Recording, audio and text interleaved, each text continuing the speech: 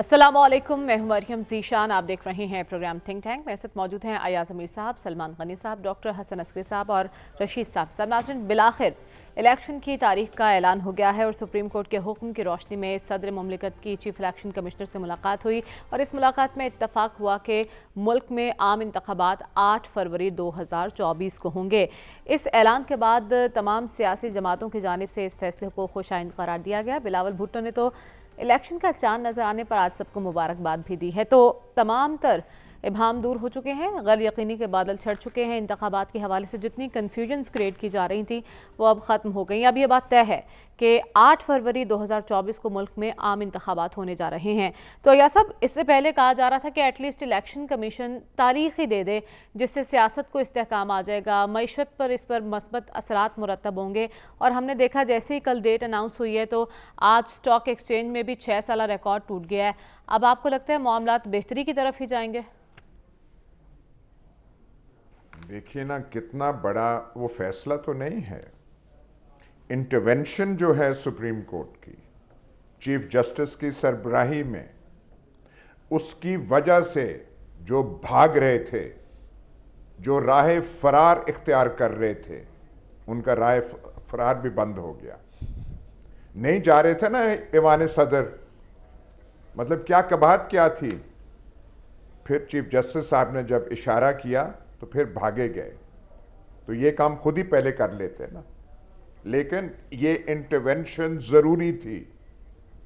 और chief justice साहब ने जो किया है, जो एक बादल छटने की जो कोशिश की है, मुल्क में जो एक कंफ्यूजन तारी है उसकी वजह से वो हटाने की जो कोशिश की है, अब तमाम फरीकैन को जो सुप्रीम कोर्ट की इंटरवेंशन है उससे हिदायत लेनी चाहिए, उससे समझना चाहिए, उससे सही नताइज अक्स करने चाहिए। ये जो नाटक जारी था अब तक मुल्क में, ये अब बंद होना चाहिए। आज असद कैसर फिर अरेस्ट हो गया है। ये जो कार्रवाइयां हैं ये बंद होनी चाहिए। सबको सोचना चाहिए कि जो एक जरूरी चीज थी मुल्क के लिए, चीफ जस्टिस साहब की इंटरवेंशन की वजह से जो डेट नहीं दे रहे थे, हो गई। अब जब इलेक्शन का वो हो गया और चीफ जस्टिस साहब का कहना था ये अब यूं समझिए कि पत्थर में कार्व्ड इन स्टोन ये फैसला है और इंशाल्लाह इलेक्शन होंगे। तो जब इलेक्शन होंगे, इलेक्शन के तकाजे पूरे करें। सारे तकाजे सुप्रीम कोर्ट ने तो नहीं पूरे करने। जो आपको होमवर्क करना है, जो आपको कार्रवाइयां करनी है, वो चीफ जस्टिस साहब ने तो आके आपका वो होमवर्क नहीं करना। तो बनाइए, अब माहौल बनाइए इलेक्शन का, आजाद माहौल बनाइए, बराबरी का माहौल बनाइए। ये जो एक जमात को आप टीका लगा रहे थे ऑक्सीजन के, विटामिन के, ये अब बंद करिए। ये जो तासुर दे रहे थे कि चौथी बार भी वजीर आजम बनेगा, भाई अवाम जिसको चाहे इस 8 फरवरी के इलेक्शन में चौथी बार, 14वीं बार जब भी है वो हो, पर ये जो आपकी कार्रवाइयां थी, आपके नाटक जो थे, ये अब बंद होना चाहिए। और वो जो अब मैं क्या कहूं, खुल के वो बात की नहीं जा सकती, इशारे से नहीं की जा सकती है। वन साइडेड, इतना कहूंगा, वन साइडेड कार्रवाइयां अब बंद करें, ताकि जो इंटरवेंशन सुप्रीम कोर्ट की है, जो इतनी खुशाइंद इंटरवेंशन चीफ जस्टिस साहब की है, वो सही मानों में उसका जो मतलब है वो कौम के सामने आए। वो ठीक है, दीगर जमातों की तरह आप भी मुतालबा कर रहे हैं कि इलेक्शन की तारीख तो अनाउंस हो चुकी है, अब लेवल प्लेइंग फील्ड भी सबको मिलनी चाहिए। तो ये कैसे मिलेगी, वापस आऊंगी, इस पर बात करेंगे, लेकिन उससे पहले सलमान साहब आपके पास आना चाहती हूं। मिलना चाहिए, बाकी ये तमाशे अब बंद हो, तमाशे जो जारी रहे इतनी देर से अब बंद हो। आपका पॉइंट आ गया, लेकिन सलमान साहब आपने हमेशा यहाँ कहा था कि बड़े फैसले अदालतों में होंगे और अदालत से एक इतना बड़ा फैसला सामने आया जिससे अब सारी कन्फ्यूजन्स ख़त्म हो चुकी हैं। कितना खुशाइंद है ये फैसला और इसके असरात क्या देख रहे हैं आप मुल्क की सियासत पर? देखें, आपके इस सवाल में आपने तो चार्जशीट कर दिया पाकिस्तान के दीगर अदारों को और पाकिस्तान की पोलिटिकल फोर्सेस को। क्या वजह है कि मामलात ये आपस में तय नहीं कर पाते?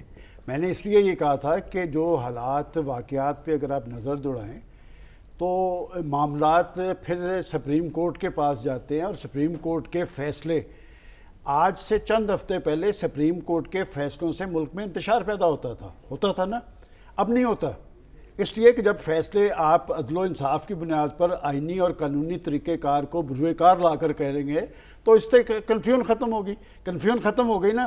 بڑی عدالت کا بڑا فیصلہ. اب یہ وہ جو ناٹک اور وہ جو بات یہ کہ یہ سلسلہ کوئی آج سے نہیں چل رہا، یہ سلسلہ سالہ سال سے چل رہا ہے. یہ جو ناٹک اور جو کھیل کھیلے جا رہے تھے، اس کا سب سے زیادہ نقصان تو پاکستان کی معیشت کو ہوا ہے، پاکستان کو ہوا ہے، ان سیاستدانوں کو ہوا ہے، یہ نہیں ہوا. ہاں البتہ ایک بات میں کہتا ہوں کہ صدر صاحب کا ایک طرح سے وہ آئینی رول ہے وہ بھی بحال کر دیا. لیکن صدر صاحب پہ انہوں نے گلہ بھی کیا کہ صدر صاحب نے جب اسمبلیاں ٹوٹی تو پھر انہوں نے ڈیٹ کیوں نہیں تھی دی، اور صدر صاحب کنفیوز تھے، یہ مانا جائے. اور پھر بالآخر سجیسٹ کی تھی انہوں نے تاریخ، لیکن وزارت قانون کی جانب سے کہہ دیا گیا تھا نا جو ڈیٹ سجیسٹ کی تھی نا، اسے بھی انہوں نے کورٹ کے ساتھ مشروط کر دیا، اس کی مشاورت سے. اس کا مطلب فیصلہ پاکستان کی عدالت عظمیٰ نے کیا ہے اور پاکستان کی تمام پولیٹیکل فورسز نے اسے قبول کر لیا ہے. اچھی بات ہے.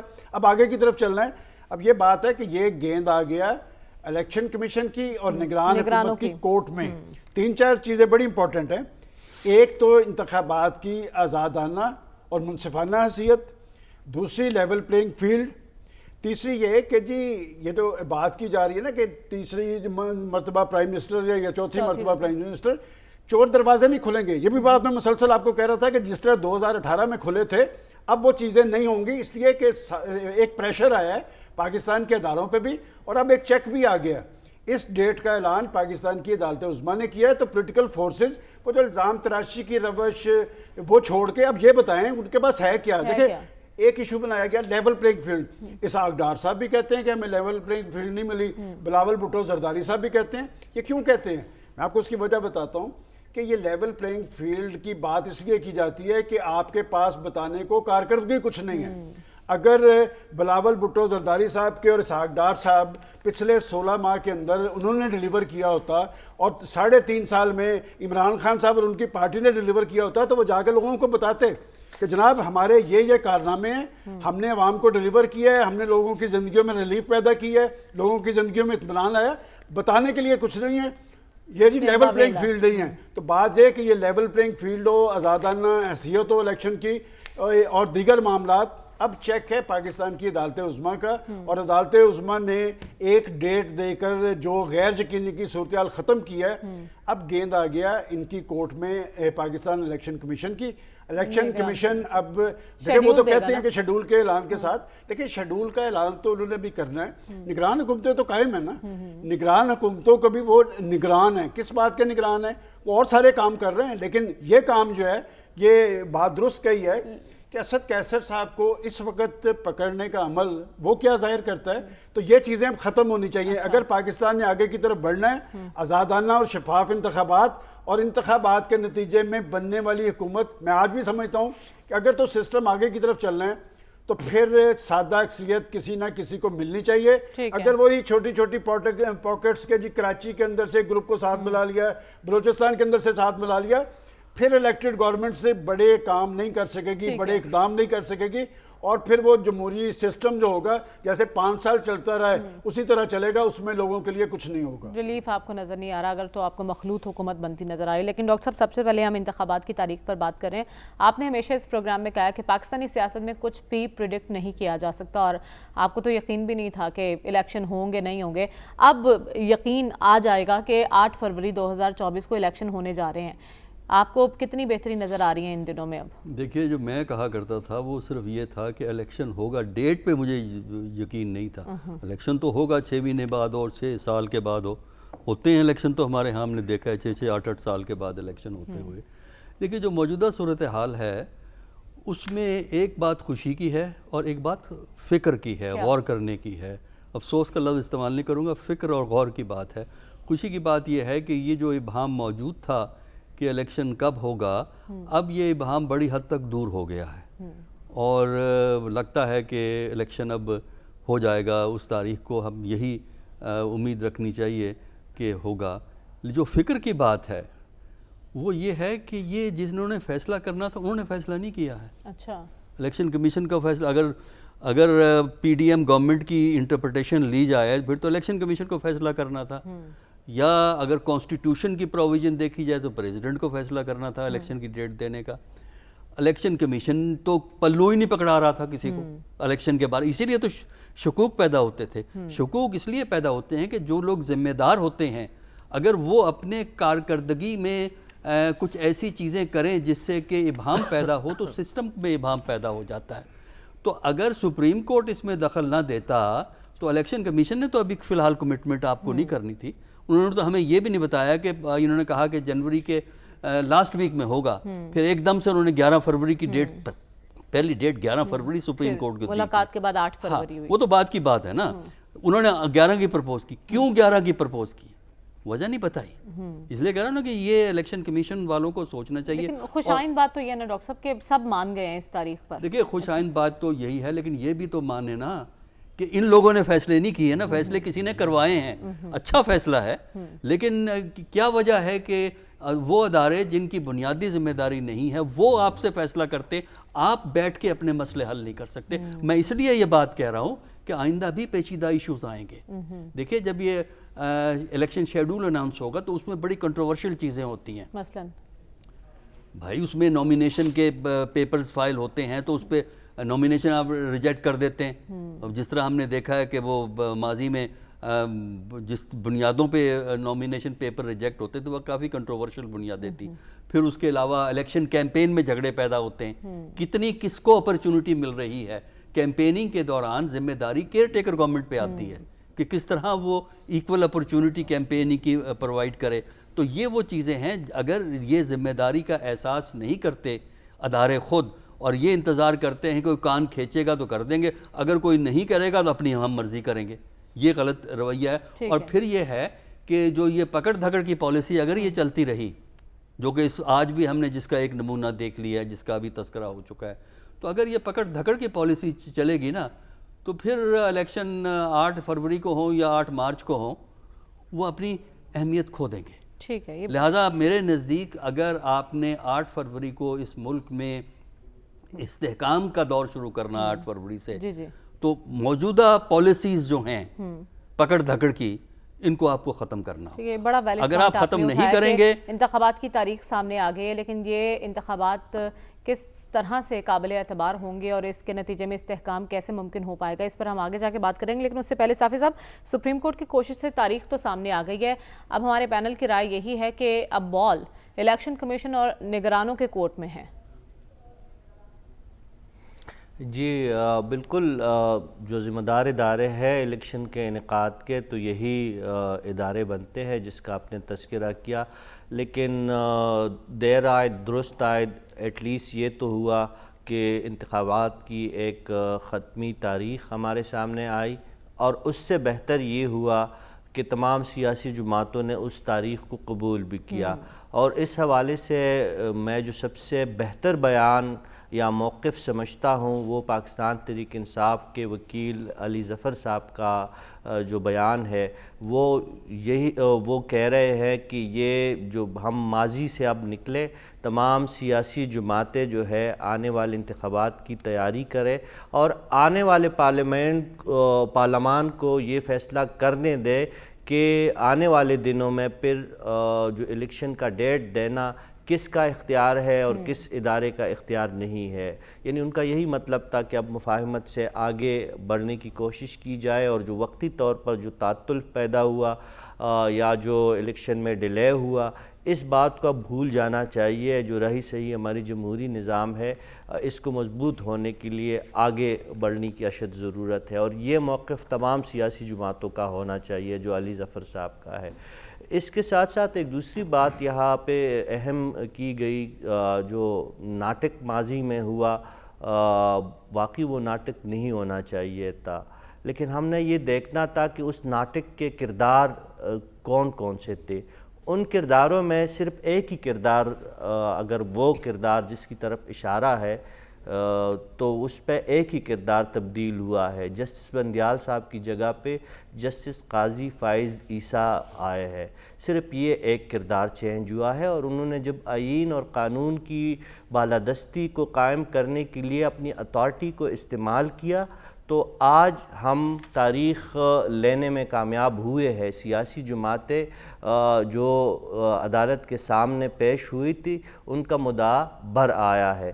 اس پہ یہ بات ضروری ہے, دیکھیں صدر پاکستان کا کردار اس وقت بھی وہی تھا جو آج ہے.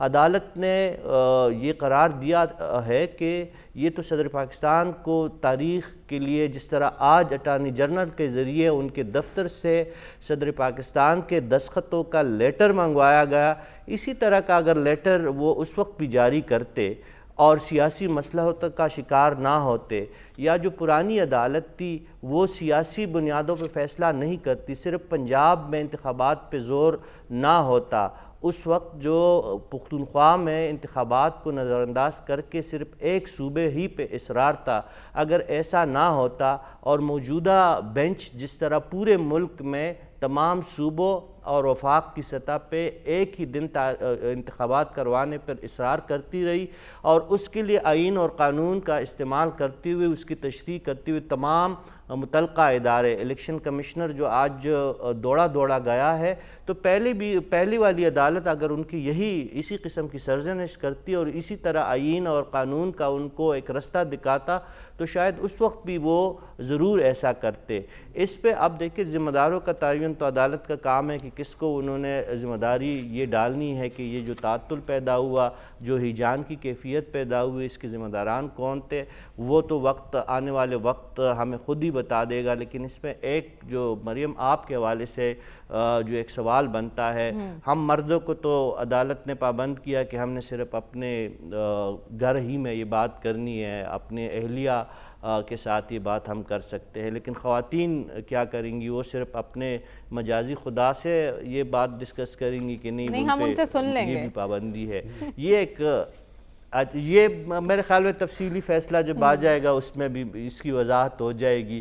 اور ایک دوسری بات جو پتھر کی لکیر والی بات ہے, اب یہ پتھر کی لکیر اگر تاریخ کے حوالے سے ہے تو وہ تو عدالت نے تحریر کر دیا ہے, اس کو تو اس حد تک تو ہمیں سمجھ بات آ جاتی ہے.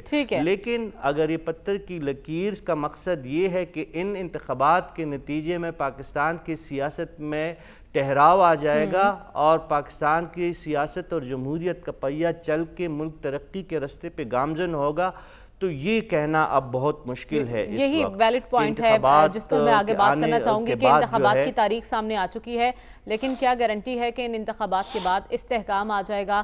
ایاز صاحب, ہم نے ساگڈر صاحب کو بھی سنا, وہ بھی کہہ رہے ہیں ہمیں ماضی میں لیول پلینگ فیلڈ نہیں ملی.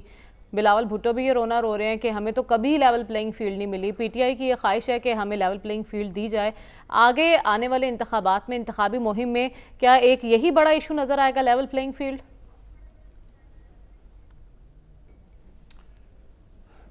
دیکھیے, اعلان ہو گیا تاریخ کا, آگے اب دیکھنا چاہیے. اور یہ جو ہے کہ بلاول وہ کہہ رہے ہیں اور فلانا کہہ رہے ہیں, جو موجودہ صورتحال ہے اس کو دیکھیے, اس کے بارے میں کھل کے رائے زنی نہیں کی جا سکتی. آپ بھی سمجھتی ہیں وجوہات, ہم بھی سمجھتے ہیں. یہ جو کسی کو معتوب ٹھہرانا, وہ جو سلسلہ ہے, اب اس کو تھوڑا سا ختم کرنا چاہیے. اور میں نے جیسے پہلے گزارش کی تھی, جو روح ہے سپریم کورٹ کے فیصلے کی نہیں, انٹرونشن کی, اس کو سامنے رکھنا چاہیے, اس کو آنر کرنا چاہیے. دیکھنا چاہیے کہ ایک بڑے تعطل کے بعد, بحران کے بعد, ایک بحرانی کیفیت کے بعد ہمیں ایک باہر نکلنے کا راستہ مل رہا ہے. ایک مطلب اچھی انٹرونشن سپریم کورٹ کی ہوئی ہے. سپریم کورٹ نے تمام معاملات تو حل نہیں کرنے, وہ تو قوم کو بتا رہے ہیں کہ یہ راستہ ہے, اس پہ چلیے. انتخابی ماحول, آزادانہ انتخابی ماحول فراہم کیا جائے. لیکن سلمان صاحب, ایک اہم سوال یہ بھی اٹھتا ہے کہ سیاسی جماعتیں کس حد تک سنجیدہ ہیں. آپ کی آج نواز شریف صاحب سے بھی ملاقات ہوئی ہے, وہ کس حد تک یکسو ہیں انتخابات کے حوالے سے؟ دیکھیں, نواز شریف صاحب تو ٹارگٹ ہو رہے تھے کہ ان کی آنے کی ٹائمنگ بڑی امپورٹنٹ ہے, اور وہ اقتدار میں آ رہے ہیں. وہ آج اور لوگ بھی تھے, میں نے تو ان سے پوچھا کہ جناب یہ پاکستان کے اندر جو بجلی کی قیمتیں ہیں اس پہ آپ کا کیا ہے؟ چونکہ آپ بھی وہاں پر بل لہرا رہے تھے مینار پاکستان پہ، انہوں نے بڑا کلیئر کٹ سٹانس لیا. انہوں نے کہا کہ دیکھیں ہمارے دور کے اندر بجلی وافر بھی تھی اور سستی بھی تھی. کیا وجہ ہے کہ یہ بجلی کے بحران سے جو الیکٹڈ گورنمنٹس ہیں وہ نہیں نبرد آزما ہو سکی؟ اور ایک انہوں نے نشاندہی کی ہے کہ انہوں نے کہا کہ بات یہ کہ جب تک بجلی چوری اور لائن لاسز یہ سارا لوڈ پڑتا ہے عام آدمی پہ، کہ جب تک تو اقدامات کر رہے ہیں نا، دیکھیں نا یہ گورنمنٹ کر رہی ہے اور وہ کہہ رہے ہیں کہ یہ جو اقدامات ہیں یہ ہونے چاہیے. اور یہ بات حقیقت ہے، کتنی بجلی چوری ہوتی ہے اور وہ سارا لوڈ عام آدمی پہ پڑتا ہے. الیکشن کے حوالے سے وہ بھی یکسو ہیں، وہ یہ سمجھتے ہیں کہ الیکٹڈ حکومتیں ہی ملک کو بحران سے نجات دلا سکتی ہیں. آپ کا سوال یہ ہے کہ سیاسی جماعتیں کس حد تک سنجیدہ ہیں؟ ابھی تک سیاسی جماعتیں کتنی سنجیدہ تھیں؟ پاکستان کے اندر یہ جو تناؤ ہے، ٹکراؤ ہے، محاذرائی ہے، الزام تراشی ہے، گالی گلوچ ہے، یہ رجحان کب سے آیا ہے؟ اس سے پہلے دیکھیں دنیا کے اندر جو جمہوری معاشرے ہیں وہاں پر ہر پولیٹیکل پارٹی اپنا ایک پروگرام لے کے آتی ہے کہ ہم ہیلتھ کے اندر، ایجوکیشن کے اندر، ہاؤسنگ کے اندر یہ اصلاحات کریں گے، بے روزگاری کا. یہاں پر آپ دیکھ لیں کہ جو منشور وہ نعرے ہوتے ہیں، شخصیات امپورٹنٹ ہو گئی ہیں، پولیٹیکل پارٹیز پیچھے رہ گئی ہیں. میں سمجھتا ہوں کہ جب تک پولیٹیکل پارٹی سنجیدہ نہیں ہوں گی، آج ہم سارے بیٹھ کے قاضی فائز عیسیٰ کو ٹریبیوٹ پیش کر رہے ہیں نا. میں یہاں پر بیٹھ کے کہتا تھا نا کہ جناب یہ بندیال صاحب کی کورٹس پاکستان کو انتشار میں مبتلا کیا ہوا ہے. جب آپ کی ڈائریکشن درست ہوگی، جب ادارے اپنی بنیادی ذمہ داریاں ادا کر رہے ہوں گے. آج تو قاضی صاحب سب کو محبوب ہیں، آج پولیٹیکل فورسز بھی کہہ رہی ہیں قاضی صاحب کا فیصلہ درست ہے، اور سب پاکستان کی سپریم کورٹ کو سراہتے نظر آ رہے ہیں کہ وہ ادارے انہیں اپنی ساکھ کا خیال ہے. یہ جو باقی ادارے ان کو اپنی ساکھ کا کیوں خیال نہیں ہے؟ یہ جو ہماری حکومتیں ہوتی ہیں یہ بھی ادارے ہیں، ہماری پارلیمنٹ ہے.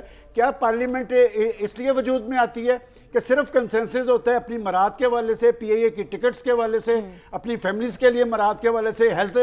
تو لوگوں جو 24 کروڑ عوام ان کی طرف دیکھ رہے ہوتے ہیں ان کی جولی میں کیا آتا ہے؟ جو جمہوریت ڈیلیور نہیں کر پاتی وہ زیادہ دیر پنپ نہیں سکتی. اور پاکستان کا بڑا سیاسی المیہ یہ ہے کہ پاکستان کی حکومتوں نے اپنی سیاسی مفادات کی تکمیل تو کی ہے، لیکن پاکستان کے عوام آج بھی مسائل زدہ ہیں، مہنگائی زدہ ہیں، بجلی کے بل ہیں، گیس کے بل 173% گیس بڑھا دی گئی. میں پھر کہوں گا جب تک پاکستان کی اشرافیہ اور جنہیں بجلی، گیس اور پیٹرول فری ملتا ہے ان کا ختم نہیں کیا جائے گا یہ کرائسس ختم نہیں ہوگا. سیاسی جماعتوں کی کورٹ میں بھی ہے. اگر وہ پاکستان کے عوام کی تائید اور حمایت چاہتے ہیں انہیں سنجیدگی سے یہ بتانا پڑے گا کہ پچھلے 5 سال میں ان کے اقدامات کی وجہ سے لوگوں کو کیا ملا اور آگے ان کا پروگرام کیا ہے. بعض ایک الزام تراشی اور گالی گلوچ کا سلسلہ بند ہونا چاہیے. اس نے پاکستان کے اندر نفرتیں پیدا کی ہیں، انتشار پیدا کیا اور خلفشار پیدا کیا. ٹھیک ہے، لیکن ڈاکٹر صاحب اس سے پہلے کہا جا رہا تھا کہ کچھ سیاسی جماعتیں جو الیکشن سے بھاگ رہی ہیں، جنہیں ابھی الیکشن سوٹ نہیں کرتا، لیکن اب انتخابات کی تاریخ سامنے آ چکی ہے. آپ کی نظر میں اب وہ سیاسی جماعتیں کس حد تک سنجیدہ انتخابات میں حصہ لینے کے لیے؟ اب تو ان کے پاس چوائس ہی نہیں ہے، کیونکہ انتخاب کی ایک ڈیٹ دے دی گئی ہے اور ہم یہی امید کرتے ہیں اور بالکل اس کا ریزن ہے کہ اس پہ عمل درآمد ہو جائے گا. اور لہٰذا پارٹیز کو اس میں حصہ جنہوں نے لینا ہے ان کو اب تیاری کرنی پڑے گی تاکہ جیسے ہی شیڈول اناؤنس ہو تو پھر ایک الیکشن کی فضا قائم ہوتی ہے.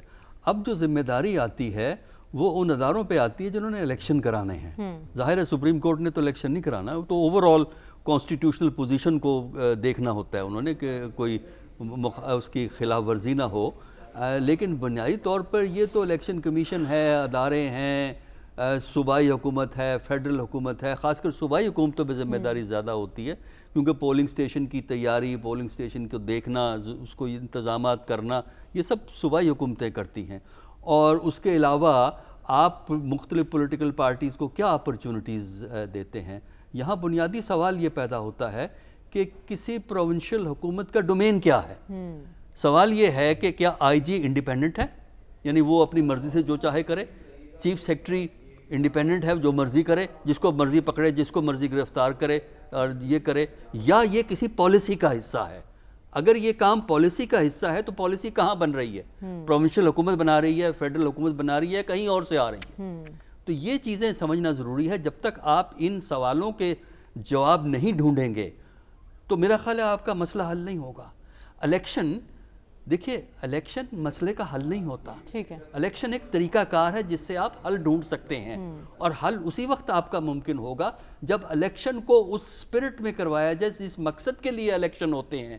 اگر الیکشن کا مطلب یہ ہے کہ آپ نے اس کو اس طرح مینیج کرنا ہے کہ خاص لوگوں کو برآمد کرنا ہے, جو پاکستان میں اکثر ہوتا رہا ہے, تو پھر الیکشن بے معنی ہو جائیں گے. اور اس سٹیج پہ پاکستان میں الیکشن کا بے معنی ہونے کا مطلب یہ ہے کہ آپ کی اقتصادی جو مسائل ہیں ان کے حل ہونے کا کوئی امکان ہی نہیں ہے. نہیں بڑھ سکیں گے. لیکن وہی بات ہے صاحب ابھی بھی بہت سے سوالات ہیں جو جواب طلب ہیں. انتخابات کے حوالے سے سیاسی جماعتوں کی سنجیدگی, اور کیا آپ کو الیکشن سے پہلے کوئی سیاسی صف بندی ہوتی نظر آ رہی ہے؟ مریم, آپ کو سیاسی صف بندیوں کی پڑی ہے. یہاں پہ آپ کی ریاست کے خلاف صف بندی ہو چکی ہے. دہشت گردوں نے یکا کر دیا ہے. رہی صحیح کسر جو افغانیوں کو جس طریقے سے نکالا گیا, اس کا جو ریئیکشن ایک غلط طریقے سے افغانستان میں جو میسیج کنوے یا ریسیو ہوا ہے, اس کا رد عمل ابھی آنا باقی ہے. جو نگران عبوری صدر ہے ملا حسن اخوند کا آج تازہ بیان پڑھنے والا ہے. وہ پاکستان کے خلاف کس لب و لہجے میں بات کر رہے ہیں.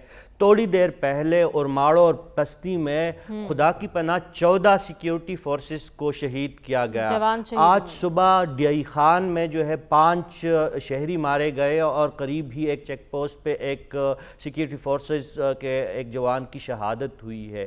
میرے لیے تو یہ جو سب سے بڑی تشویشناک ہے, جو شروع میں میں جو بات سمجھانے کی کوشش کر رہا ہوں اس فورم پہ, کہ سیکیورٹی کے مسئلے جو آپ کو درپیش ہے اس کا آپ کیا کریں گے. الیکشن کا ڈیٹ اناؤنس ہو گیا, بہت اچھا ہوا.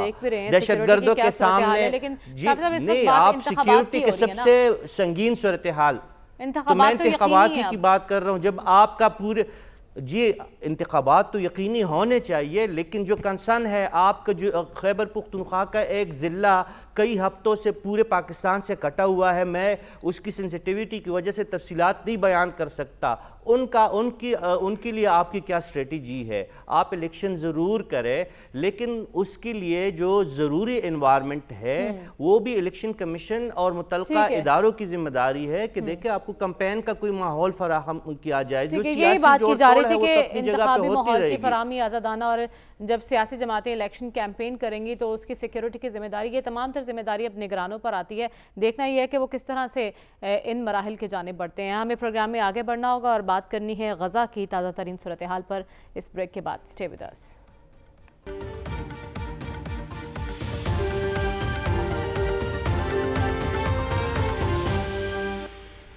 ویلکم بیک ناظرین. اسرائیلی مظالم انتہا کو پہنچ چکے ہیں. نہ اسپتالوں کو چھوڑا جا رہا ہے, نہ اسکولوں کو, نہ پناہ گزین کیمپوں کو. ہر طرف بمباری کی جا رہی ہے. صرف لاشیں اور ملبے کے ڈھیر دکھائی دے رہے ہیں. اب تک 9,000 سے زائد فلسطینی شہید ہو چکے ہیں, جن میں سے 3,000 سے زائد صرف بچے ہیں اور 2,400 خواتین بتائی جا رہی ہیں. ایاز صاحب, ایسے میں ہم دیکھ رہے ہیں کہ امریکی وزیر خارجہ ایک بار پھر ایکٹیو نظر آ رہے ہیں ہمیں. وہ اردن جائیں گے اور بتایا جا رہا ہے کہ عرب اتحادیوں سے ان کی ملاقات ہوگی. کس مشن پر نظر آ رہا ہے آپ کو امریکہ؟ دیکھیں, اسرائیل کے ساتھ تو ہے, لیکن اب جو ہلکا سا چینج, بہت معمولی چینج یہ آ رہا ہے کہ امریکہ کو یہ بھی خیال ہے کہ یہ جو اسرائیلی جارحیت کیا, جو بربریت جاری رہی, تو ویسٹرن کمیونٹی میں, ویسٹرن نیشنز میں جو اسرائیل کے لیے سپورٹ ہے وہ متاثر ہو سکتی ہے.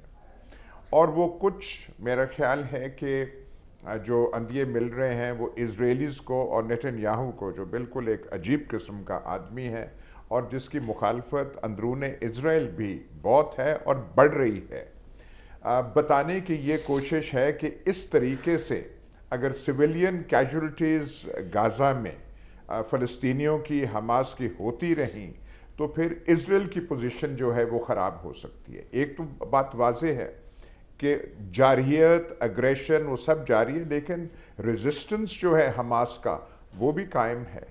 وہ جو ہے ڈگمگائے نہیں ہیں. کتنا مطلب کتنا ان کو وہ ایک آنسلاٹ ہو رہا ہے, کتنا سخت آنسلاٹ ہو رہا ہے, لیکن وہ فائٹ بیک کر رہے ہیں, واپس لڑائی کر رہے ہیں. اور اسرائیل کی کیجولٹیز بھی 1-2 دن ہوئے ان کے, وہ یہاں پہ اچھے خاصے کیجولٹیز اسرائیل کی ہوئی تھی. تو اور قطر جو ہے ساتھ ہی ساتھ اس ساری ڈیولپمنٹس کے ساتھ قطر جو ہے ان کے تھرو کچھ نہ کچھ پیچھے کوششیں ہو رہی ہیں کہ کچھ ہاسٹیج ریلیز ہو جائیں, کچھ سیز فائر کی طرف جائیں. نیتن یاہو کہتا ہے کہ جب تک ہاسٹیجز ریلیز نہیں ہوں گے سیز فائر اسرائیل نہیں مانے گا. تو کم از کم وہ سیز فائر کی بات جو ہے ان کے لبوں پر آ تو رہی ہے. یہ جو کوشش کر رہے ہیں کہ ایک ہی طریقے سے وہ چلتے جائیں اور اس کے کوئی کانسیکوینسز نہیں ہوں گے, یہ اسرائیل کے لیے مشکلات پیدا کر رہی ہیں. لیکن دیکھتے ہیں کہ آگے جا کے کیا. فی الحال تو ٹیسٹ ہے. ہاں ایک اور چیز, آج حسن نصر اللہ نے پہلی بار جب سے یہ جنگ شروع ہوئی ہے, میں نے ان کا وہ ڈیٹیلز مجھے نہیں پتا کہ انہوں نے کیا کہا ہے, لیکن انہوں نے یہ شاید کہا ہے کہ حزب اللہ کی طرف سے ناردرن اسرائیل میں ایسکیلیشن تھوڑی سی ہو رہی ہے, وہاں پہ پریشر بڑھ رہا ہے. وہ جو ایک پاسبلٹی ہے کہ وار ایکسپینڈ ہوگا, وہ پاسبلٹی ہے اب تک. لیکن فی الحال حماس جو ہے اسرائیل کے سامنے ڈٹ کے کھڑا ہے. اتنی بربریت برداشت کر کے بھی مطلب ان کی ہمت کو داد دینی چاہیے کہ پھر بھی وہ حماس جو ہے ریزسٹنس اپنی کر رہا ہے. ٹھیک ہے. تو جیسا کہ ایاز صاحب نے بیک گراؤنڈ بیان کیا کہ یرغمالی بتائے جا رہے ہیں وہ جنگ بندی کی راہ میں رکاوٹ ہے, لیکن امریکہ اگر چاہے تو یہ جنگ بندی نہیں ہو سکتی. سلمان صاحب دیکھیں, سب سے پہلے تو آپ نے امریکی وزیر خارجہ کی بات کی کہ وہ اپنا ایک بڑا رول ادا کر رہے ہیں. آپ کل کے اخبارات اٹھا کے دیکھیں, وہ امریکہ کے اندر کسی تقریب میں گئے, وہاں امریکن اٹھ کے کھڑے ہو گئے کہ جناب یہ جو اسرائیل درندگی کر رہا ہے اس پہ آپ کہاں پر کھڑے ہیں. اور انہوں نے کہا کہ یہ فلسطینی بچے جو ہیں یہ انسان ہیں, یہ خواتین جو ہیں انسان ہیں, اور یہ جو قتل عام ہو رہا ہے اس پہ آپ اپنا موقف جو آپ نے لیا ہے اس پہ نظر ثانی کریں. تو یہ جو ایک بات تھی کہ جی یہ سمجھتے تھے کہ حماس کے چند ہزار لوگ ہیں اور اسرائیل کی پشت پہ کھڑا امریکی استعمار یہ سمجھ رہا تھا کہ ان کو وہ روئے زمین سے ہی ختم کر دیں گے. وہ لوہے کا چنا ثابت ہوا ہے حماس. اور میں آپ کو پہلے بھی یہاں بتا چکا ہوں کہ جس فورس میں 75% جو لوگ ہوں رضاکار ہوں وہ یتیم ہوں, اس لیے کہ ان کی فیملیز قتل عام ان کا کر دیا گیا ہے, تو وہ تنگ آمد بجنگ آمد. لیکن پھر ہم یہ بات کریں گے کہ جو جہاں سے توقع ہونی چاہیے تھی وہ تو عالم اسلام ہے, اور یہاں پر عرب نیشنلزم کیوں کر سامنے نہیں آ رہا کہ بات یہ کہ یہ فلسطینی کون ہے. اب وہ بات ریزولیشنز والی نہیں رہی. آپ دیکھیں کہ 4 ہفتے ہو چکے ہیں, 9000 سے زائد فلسطینی جو ہیں شہید ہوئے ہیں, جن میں 4000 بچے ہیں, 2250 خواتین ہیں. ہر آنے والے دن کے اندر دنیا کی کوئی ایسی طاقت اور قوت نہیں وہ جو بروئے کار لا رہا ہے, لیکن رد عمل جاری ہے. اور یہ رد عمل اب رکنے والا نہیں. یہ جو مظلوم ہوتے ہیں ہمیشہ مظلوم نہیں رہتے, یہ ایکسپوز ہوئے ہیں, دنیا کو تقسیم کیا ہے. اور وہ جو دنیا کی بڑی سپر پاور ہے وہ اب ڈاواں ڈول ہے, کبھی وہ کچھ کہتے ہیں کبھی وہ کچھ کہتے ہیں, اور وہ یہ باور کرواتے نظر آ رہے ہیں اسرائیل کو. یہ 3-4 ملک میں نے پڑھا اور دیکھا کہ جلدی کرو, اس لیے کہ ان کے اندر جو رد عمل ہو رہا ہے وہ رد عمل آنے والے انتخابات, ان کے صدارتی انتخابات پر بھی اثر انداز ہوگا. وہ دوسرے ممالک کو باور کرا رہا ہے, تو اسرائیل کو باور کرانے کی کوشش کیوں نہیں کر رہا؟ دیکھیں اسرائیل کو تو انہوں نے یہ باور کروایا نا کہ جب وہ اسرائیل کے اندر گئے, خود بائیڈن صاحب گئے, تو اس روز ایک ہاسپٹل پہ بمباری کرنے کے نتیجے میں 800 لوگ مارے گئے. اس نے کہا کہ ہم غیر مشروط طور پہ اسرائیل کے ساتھ ہیں, اس میں کوئی دو آرا نہیں ہے. اور اب بھی آپ دیکھیں کہ وہاں پر جو کچھ وحشیانہ بمباری کی جا رہی ہے کہ غزہ میں 35 ہاسپٹلز میں سے 17 جو ہے وہ صفحہ ہستی سے مٹ گئے ہیں. اور وہاں پر جو پناہ گزینوں کے کیمپ پہ کبھی دنیا میں کسی جنگوں میں ایسے دیکھا ہے, ماضی کی تاریخ پر نظر اٹھا کے دیکھیں تو جنگ عظیم میں جو لاکھوں لوگ تھے وہ مارے گئے تھے, لیکن اس وقت انسانیت غاروں میں چلی گئی تھی. آج وہ جو ہیومن رائٹس انسانیت کا دور, میرا خیال ہے ایک کام تو حماس نے کر دی ہے. ان کی کامیابی یہ ہے کہ انہوں نے امریکہ کا اصل چہرہ جو تھا نا وہ دنیا کے سامنے کر دیا ہے, اور ثبوت اس کا یہ ہے کہ جنرل اسمبلی کہ 120 ممالک جو ہیں وہ تو جنگ بندی کے حامی تھے, وہ اسرائیل کی مذمت کر رہے تھے, اور 14 اراکین کے ساتھ امریکہ کھڑا تھا. اور میں سمجھتا ہوں کہ جنرل اسمبلی کی ریزولوشنز کی تذلیل تب ہوتی ہے جہاں پر امریکہ کا مفاد نہیں ہوتا. جہاں پر امریکہ کا مفاد ہوتا ہے, سوڈان میں بھی ریزولوشنز پہ عمل درآمد ہو جاتا ہے, ایریٹریا میں بھی ہو جاتا ہے, مشرقی تیمور میں. ہاں فلسطین اور کشمیر پہ نہیں ہوتا.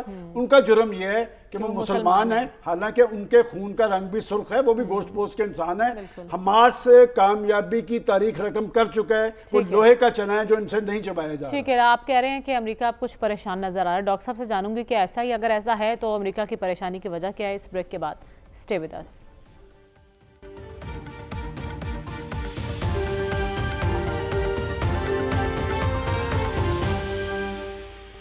ویلکم بیک ناظرین. غزہ کی صورتحال پر ہم بات کریں. ڈاکٹر صاحب، امریکی وزیر خارجہ کی ملاقاتیں کیا ان کی پریشانی ظاہر کر رہی ہیں؟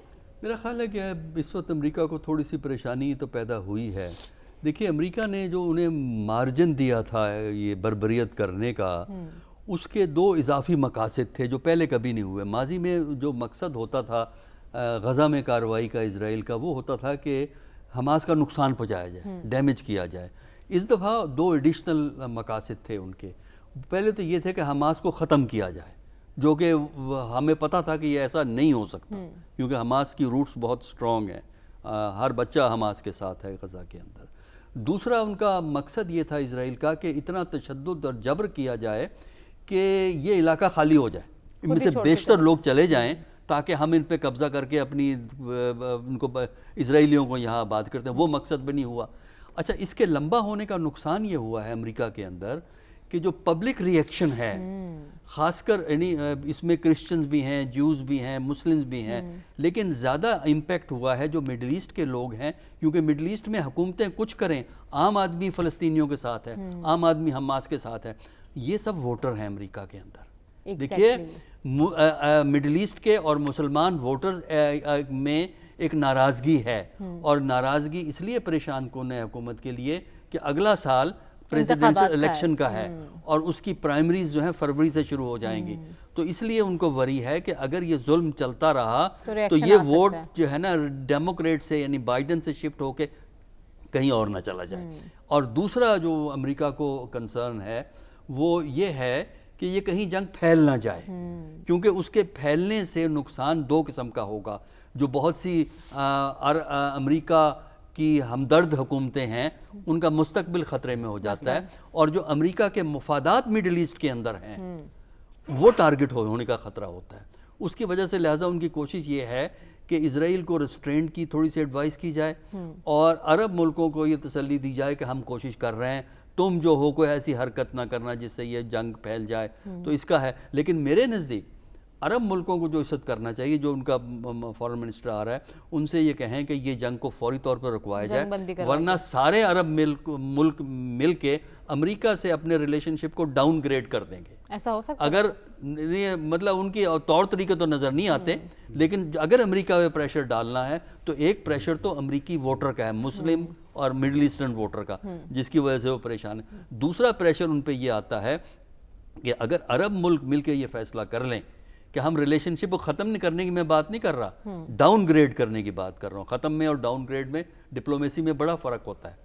ریلیشن شپ کو ایک سٹیپ ڈاؤن کر دیں اور ان سے کہیں ہم اس کو نارمل اس وقت کریں گے جب آپ یہ معاملے کو رکوائیں گے. جس طرح اس وقت انڈیا پاکستان میں ڈپلومیٹک ریلیشن سٹیپ ڈاؤن ہوئے ہوئے ہیں، اور اسی طرح عرب ملکوں کو اپنے سارے ریلیشن شپ جو ہیں امریکہ سے سٹیپ ڈاؤن لیکن اہم سوال یہ بھی ہے نا کہ اسرائیل کو آشرواد حاصل ہے امریکہ کا.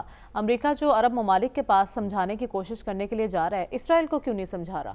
نہیں، اسرائیل کو اب وہ ریسٹرینٹ کی بات کر رہے ہیں، ان کے اسٹیٹمنٹ میں ریسٹرینٹ کی بات ہے، وہ اب نہیں سن رہا، لیکن یہ کہ اب آہستہ آہستہ سنے گا.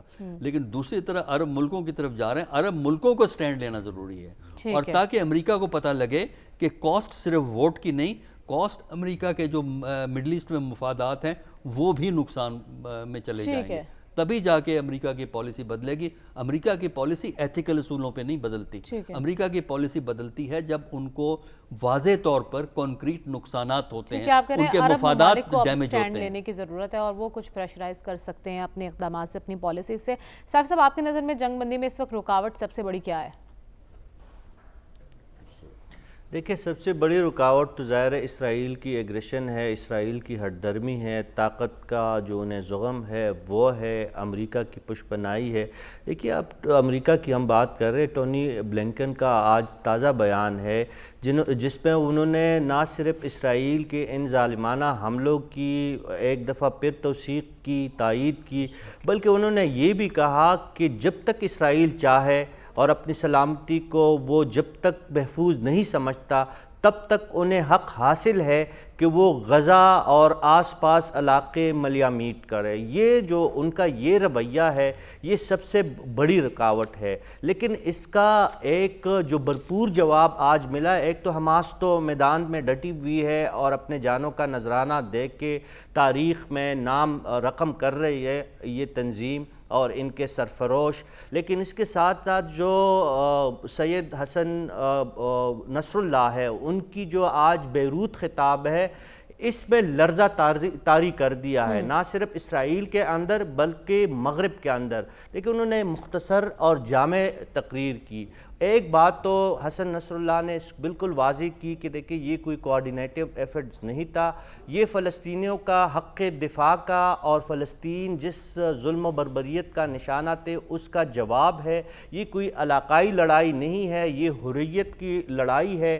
اس پہ انہوں نے کہا کہ اس لڑائی میں یہ جو آپریشن ہے اس پہ حزب اللہ جو ہے ہر لحاظ سے پہلے ہی دن یعنی 7 اکتوبر کا ان کا کہنا تھا کہ حملہ ہوا اور اسی رات ہی سے حزب اللہ براہ راست اس جنگ کا حصہ ہے، اور انہوں نے اس کو اخلاقی طور پر، سماجی طور پر اور اسلامی طور پر حماس کی ان کارروائیوں کی نہ صرف حمایت کی ہے بلکہ جائز قرار دیا ہے، اور یہ کہا ہے کہ اگر اسرائیل نے حماقت کی اور جنگ کا دائرہ لبنان تک بڑھانے کی کوشش کی تو اس کے نتیجہ میں اسرائیل تو کیا ان کے جو باقی اتحادی ہے اور ان کو بھاری نقصان اٹھانا پڑے گا۔ اور ان کی تقریر کا سب سے اہم پہلو یہ بھی ہے کہ انہوں نے یہ کہا کہ اس جنگ نے، اس حماس اور اسرائیل کے حالیہ تنازع نے حد فاصل واضح کر دیے دشمنوں اور دوستوں کے درمیان۔ ان کا یہی کہنا تھا کہ ہمیں پتہ چلا کہ کون مسلمانوں کے دوستوں کے لبادے میں دشمن تھا اور کن کن ممالک نے اس ظلم اور اس تشدد کے خلاف مسلمانوں کا اور حماس کا ساتھ دیا ہے۔ یہ بہت آنکھیں کھول دینے والی تقریر تھی، اس کو مغربی میڈیا نے بھی رپورٹ کیا ہے بہت بڑے پیمانے پہ، اور اس سے ہمیں اس جنگ کی سمت متعین ہوتی ہوئی نظر آ رہی ہے، جس کا یہ مطلب ہم لے رہے ہیں کہ یہ لڑائی غزہ کی پٹی تک محدود نہیں رہے گی۔ اسرائیل اگر اسی طرح طاقت کے نشے میں مبتلا ہو کے آس پاس کے ملکوں میں دراندازی کرتا رہے گا تو اس کے نتائج مزید سنگین ہوں گے۔ ٹھیک ہے، جنگ کے پھیلنے کے خدشات ہیں، لیکن جو اہم بات ہے سب ممالک بے نقاب ہو چکے ہیں اس تنازع کے بعد۔ پروگرام کا وقت ختم ہوا چاہتا ہے، ہمیں اجازت دیجیے، آپ سے انشاءاللہ کل ملاقات ہوگی۔ اللہ حافظ۔